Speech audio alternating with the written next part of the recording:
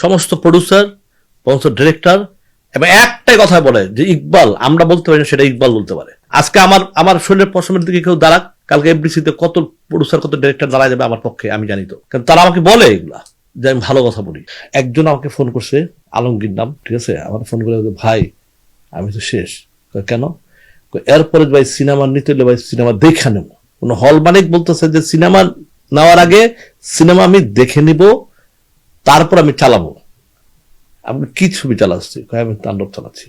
এইভাবে আসলে অনেক হলরা এবার ধোকা খেয়েছে, অনেকে মানে আশা করে গেছে, তাদের আশাটা সাকসেস হয় না। এখন আমাদের একটা প্রেস্টিজ ইস্যু হয়ে দাঁড়াইছে। সিনেমা যদি খারাপও যায় তখন আমরা এমন এমন ডায়লগ মারি যে সিনেমা আমরা বাম্পার বাম্পার হিট, কিন্তু এটা না বললে অ্যাকচুয়ালি ওদের সিনেমাটা মানে ওদের এটা কেমন বিজনেস কেমন পাবলিসিটি আমি নিজেও যাই না।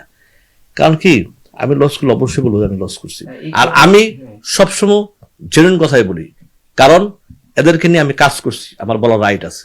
অভিনয় তারা ভালো করে, কিন্তু ওই যে সমস্যা একটা জায়গায়, দর্শকরা মেনে নিতে চায় না।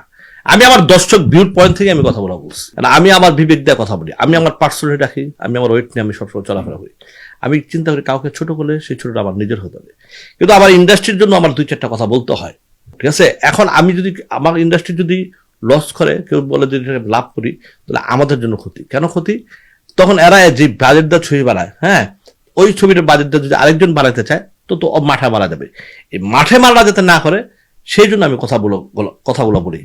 আমার কথাটা কিন্তু চমৎকার। দেখো, আমি 5 কোটি টাকার ছবি বানালাম, কিন্তু আমার ছবিটা চললো না, কিন্তু আমি বলতেছি আমার ছবিটা চলছে। এই যে তার কথা শুনে আরেকটা লোক আইসা সেম 5 কোটি টাকার ছবি বানাবে, তো তার কথা সেই লোকটা লস করবে। ওই লোকটাকে সেভ করার দায়িত্ব তো আমাদের।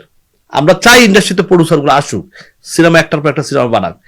যেই কারণে আমি অনেক সময় অনেক উচিত কথা বলি, এটাকে কেউ নেগেটিভ নেয়, কেউ পজিটিভ নেয়, কিন্তু আমি তাদের কাছে বলবো যারা নেগেটিভ নেয় আপনারা আমার কথাগুলো বুঝে না।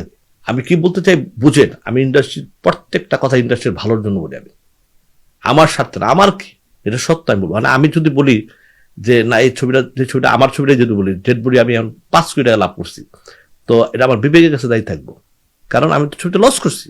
আমি কেন বলবো আমি 5 কোটি?